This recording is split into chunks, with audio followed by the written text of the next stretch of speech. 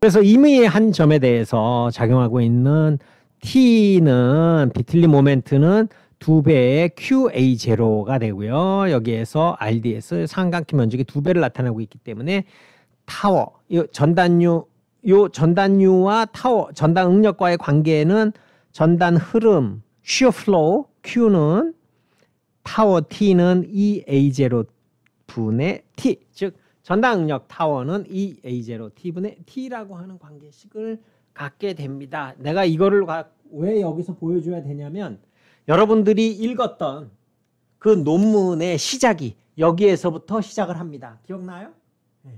여기에서부터 시작을 하고 이 이전에 있는 것들은 여러분들 논문에도 설명을 하나도 안 해주죠. 뭐라고 나와? 여러분 텍스트북 찾아보면 다 있어요 라고 시작을 하고 여기서부터 시작을 합니다. 그죠? 그러니까 이 부분에 있는 거는 전단 응력은 2배의 A0 T분의 T, 여기에서 이 관계식은 전단 흐름 shear flow Q는 타워 T에서부터 나오게 됐다는 거고, 요 타워 T, 요 일정하다는 요 관계식은 요 박벽관 이론의 근간이 된다라고 하는 요 부분에 대한 거, 요 부분을 정확하게 이해가 되지 않는다면 재료각책을 꼭 찾아봐야 됩니다. 누구나 알고 너도 알고 나도 알기 때문에 여러분들이 읽어본 논문에도 딱 여기에서부터 시작을 합니다. 이런 건 다 생략을 해요. 요거는 우리나라에서도 2학년 때, 외국에서도 2학년 때 배웁니다. 그죠? 그래서 타워는 EA0 T분의 T가 됩니다. 그래서 타워 T는 shear flow Q가 되고, 요거는 단위 길이당의 전단력, 그러니까 단위 길이당의 전단력 요거 곱하기 길이를 하면 그 부지에서 발생하고 있는 전단력이 되겠지. 그지? 왜? 얘가 단위 길이당의 전단력이니까. 요 전단력, 단위 길이당의 전단력, shear flow, Q 곱하기 전체 길이를 곱하면 여기에 작용하고 있는 전체 전단력이 되잖아. 그렇기 때문에 비틀림을 우리가 계산할 때 필수 불가결한 관계를 갖게 됩니다. 그래서 Q는 타워 T, 타워는 EA0 T분의 T, 요 관계식, 요거를 머릿속에 잘 기억을 하면 좋을 것 같습니다. 꼭 이렇게 별표하고, 지금 내 설명 이 정도 듣고 재료각책 찾아보면 5분 이해하면 여러분들이 아 이게 이거였구나, 아 그때 그렇게 해서 배웠었지, 그런 것이 기억이 날 걸로 그렇게 생각이 돼요. 뭐 특별한 서비스를 위해서 여러분들한테 이런 예제도 이렇게 하는데 결국은 뭐만 이용하면 돼? 요것만 이용하면 되는 거죠. Q는 타워 T, 타워는 EA0 T분의 T라고 하는 관계식에서 비틀림의 전당력을 Q는 EA0 T가 되고 타워는 T분의 Q가 되니까 이렇게 해서 전당력 계산하는 예제를 서비스 차원에서 살짝 넣어주게 된 겁니다. 자, 지금 속이 비어있는 난 지금 여지껏 여러분들한테 수학 공식 얘기한 거 하나도 없어. 지금 얘기한 거야. 그냥 얘기야. 얘기. 안이 비어있는 녀석이나 안이 차있는 녀석이나 안이 비어있는 걸로 우리가 해석을 하기로 시작했잖아. 그러니까 균열이 발생되기 전까지 얘를 속이 비어있는, 이렇게 속이 비어있는 단면이다라고 생각해갖고 얘가 비틀림을 준 거야. 비틀림을 줬거든. 그랬더니 비틀림 균열이 발생하기 이전까지는 박벽관 이론, 지금까지 얘기했던 shear flow와 전단 응력관의 관계식을 이용해서 구할 수가 있었는데, 그 균열이 발생되는 순간을 넘어서까지 비틀림이 계속 작용을 했어. 그럼 파괴가 일어날 거 아니야. 그러면 표면에 있는 콘크리트가 균열이 발생하고 콘크리트에 있는 비틀림이 더 세게 작용이 되면서 콘크리트 표면에 있는 콘크리트의 피복이 다 떨어져 나가겠지. 지금 이렇게 속이 이렇게 비어있는 단면에 그 안에 철근이 배치가 돼 있잖아. 그런데 이렇게 비틀림을 계속 줘. 그러면 균열이 발생한 어느 순간이 도달하게 되고, 그 순간을 딱 지나면 피복에 있었던 콘크리트가 이런 방향으로 툭툭툭툭 떨어져 나갈 거 아니야. 그러면 궁극적으로 균열이 발생한 이후에는 뭐가 비틀림을 지켜줄 거냐 하는 거지. 야, 처음엔 비틀림 균열이 발생하기 전에는 이 안에 있는 철근과 바깥에 있는 콘크리트가 비틀림에 저항을 해줬다면, 그 균열이 발생이 돼서까지 계속 비틀림이 작용한다면, 콘크리트 표면에 있는 콘크리트가 다 떨어져 나가면 뭐가 내가 작용하고 있는 비틀림을 누가 지켜줄 것이냐라고 물어보면 뭐가 지켜줘? 여기에 아까 폐압으로 넣어야 된다고 얘기했었던 이 폐압 스터럭과 양 귀퉁이에 지나가고 있는 종방향 인장 철근과 그 다음에 겉에 콘크리트는 다 떨어져 나갔지만 요 아직 남아있는 이 콘크리트들 얘가 지금 3개가 남은 것 뿐이잖아.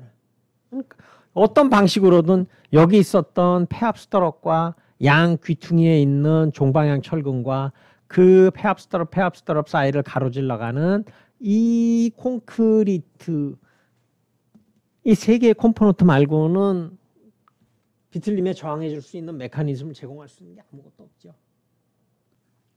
비틀림 설계라라는 거창한 얘기를 하고 있지만 이것도 하나의 이야기일 뿐이야. 아, 속이 비어있는 속이 꽉 차 있는 애도 우리는 속이 비어있는 애라고 가정을 했잖아. 눈에 이렇게 금방 안 들어오지, 그지? 어떻게 속이 꽉 차 있는 애를 속이 비어있는 애라고 생각을 할 수가 있어요. 속이 꽉 차 있어 보이는데 그런 느낌이 들겠지만 우리는 얘도 안에가 비어있는 애라고 가정을 해서 비틀림 모멘트를 가하게 됩니다. 그러면 전체에 있는 콘크리트와 그 안에 있는 철근이 처음에 비틀림에 대해 다 적응을 하겠지. 근데 우리는 얘를 속이 비어있는 애라고 했기 때문에 균열이 발생하기 전까지는 얘는 박벽관의 이론으로부터 비틀림에 저항을 하는 것을 우리가 얻어낼 수가 있다면 그 단계가 지나가지고 비틀림 균열이 발생한 이후에 표면에 있던 피복 콘크리트가 떨어져 나갔어. 다 떨어져 나갔어. 덕지덕지 다 떨어져 나가고 이제 남은 건 콘크리트의 스터럭과 양쪽 귀퉁이에 있는 스터럭을 잡아주는 종방향 철근과 아직 표면은 떨어져 나갔지만 내부에 남아있는 콘크리트 이거 3개 말고는 없잖아. 얘가 이에 가해지고 있는 모멘트에 대해서 비틀림 모멘트를 다 저항해 줄 수밖에 없는 거지. 우리는 저항 메커니즘으로 비틀림에 저항을 해야 구조물이 안전한 거잖아. 그러니까 그렇게 생각하고 얘를 유심히 봤더니 상현재 같고 하현재 같고 여기 올라가는 스터럽은 수직재 같고 여기 지나가고 있는 콘크리트는 압축을 받는 경사 스터럽 같고 뭐야 우리는 이 비틀림 부재로 해서 설계를 하고 유도를 하려고 그랬는데 완전 트러스가 돼버렸네. 입체 트러스가 된 거지. 또는 공간 트러스.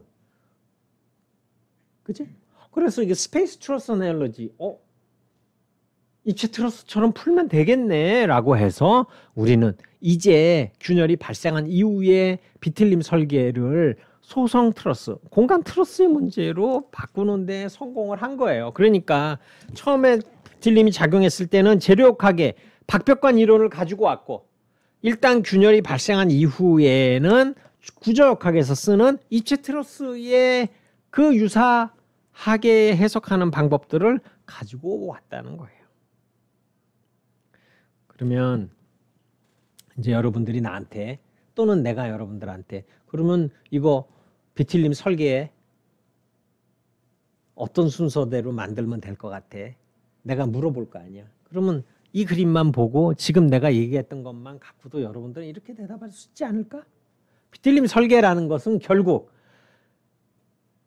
비틀림에 저항해 줄 수 있는 컴포넌트가 3개밖에 없잖아. 폐압 스터럭, 종방향 철근, 그 다음에 콘크리트. 그러니까 비틀림 설계라는 것은 결국 여기에 지나가고 있는 폐압 스터럭에 대한 설계 첫 번째, 두 번째 여기 지나가고 있는 종방향 철근의 설계 두 번째, 세 번째 여기 지나가고 있는 콘크리트가 균열이 막 박박 나가고 막 터져가지고 구조 부재가 더 이상 지탱할 수 없는 극단적인 상황이 되는지 안 되는지에 대한 검토. 그게 비틀림 설계 다지 뭐. 다른 컴포넌트가 없는데 다만 여기에서 얘가 보로서 작용을 한다면 비틀림뿐만 아니라 위에 하중이 작용하잖아. 그러니까 휘임하고 비틀림이 같이 작용할 수도 있고 전단과 비틀림이 같이 작용할 수도 있고 우리가 얘 저항은 할 수가 있지만 겉에 표면에 균열이 너무 크게 나갔고 더 이상 이 구조물을 사용할 수 없는 단계에 도달할 수도 있고 그렇기 때문에 설계의 관점에서 얘 폐압 스터럽, 종방향 철근, 이 콘크리트에 대한 걸 검토해야 되고 하중이 조합으로 오는 경우를 검토해야 되고 우리가 그러면 비틀림 하중을 언제부터 고려해야 돼? 라는 거에 대한 그러한 크리티컬한 점도 우리가 고려를 안 할 수가 없지. 언제부터 우리가 비틀림을 고려해야 돼? 지금 이거 고려해야 돼? 아니면 그냥 휘임하고 전단만 갖고도 돼? 라는 경계가 있어야 될 거 아니야. 그지? 그 다음에 그러려면 전단할 때 휘말 때와 마찬가지로 최소 비틀림 철근도 필요할 수도 있겠거니 그거에 대한 검토도 우리가 해야 되겠지. 그지? 내가 지금 얘기했던 게 비틀림 설계의 흐름인 거예요. 비틀림 설계 어떻게 한다? 맨 처음에 이거 말고는 없잖아. 컴포넌트가. 그러니까 이거 갖고 비틀림 설계는 어떻게 해서 공식이 어떻게 되고가 아니라 비틀림 설계를 여기서 한다는 비틀림 설계하는 방법을 여러분들 좀 제안해 주세요라고 내가 여러분들한테 물었다면 여러분들도 더 그림을 보고 그렇게 뺏기 얘기를 할 수가 없다는 거지. 폐압 스트럽을 어떻게 해야 될지, 종방향 철근을 어떻게 집어내야 될지, 이쪽으로 내려오는 압축부의 콘크리트 스트러스는 어떻게 해결해야 될지, 얘가 보루 사용한다면 휨 모멘트랑 비틀림이 같이 작용할 수도 있지. 휨 모멘트랑 비틀림이 같이 작용한다면 아랫부분은 인장이 되겠고 윗부분은 압축 인장이 되니까 그럼 앞부분은 압축 철근을 집어넣게 되면 오히려 압축 철근을 훨씬 더 낮출 수 있는 효과를 발휘할 수도 있잖아. 조합 응력 때문에. 전단이랑 비틀림이 같이 작용하게 되는 경우. 그지? 그 다음에 여기에서 너무 균열폭이 커져서 우리가 그 구조물을 파괴에 도달했다고 봐야 되는 그 시점, 또는 언제부터 비틀림 설계를 우리가 고려해야 되는지, 최소 비틀림 철근, 이 스트럽에 대해서, 최소 비틀림 철근, 종방향 철근에 대해서. 이거 말고 더 얘기할 거 있나 내가 설계에? 아니요. 지금 내가 얘기했던 것대로 여러분들이 플로우 차트를 만들어줬다면 그것은 100점짜리 흐름도가 됩니다.